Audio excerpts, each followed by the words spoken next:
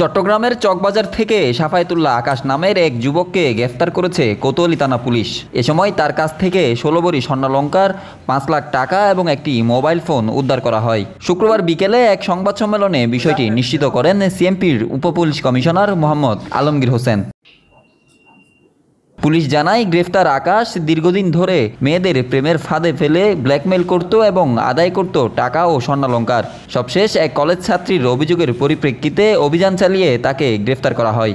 এটা সম্পর্কটা প্রায় বছর খানেক, কিন্তু ওইভাবে মানে প্রেম বা খারাপ ওই ধরনের কিছু নয়। মিনিমাম ৩ জায়গায় সে এই ধরনের ৩ বারের ঘটনা আমরা এখানে পেয়েছি।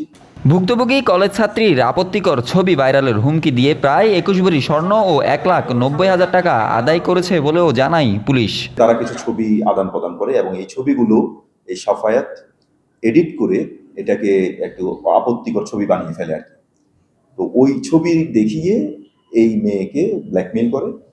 ব্ল্যাকমেইল করার বিভিন্ন পর্যায়ে সে মোট ২২ ভরি স্বর্ণ এই মেয়ের, যেগুলোর মালিক ছিল আসলে তার মা, ওই মায়ের অজান্তেই মেয়ে এই স্বর্ণগুলো নিয়ে ব্ল্যাকমেইল থেকে রক্ষা হওয়ার জন্য এই স্বর্ণগুলো আবার ওই সাফায়েতের কাছে তুলে দেয়।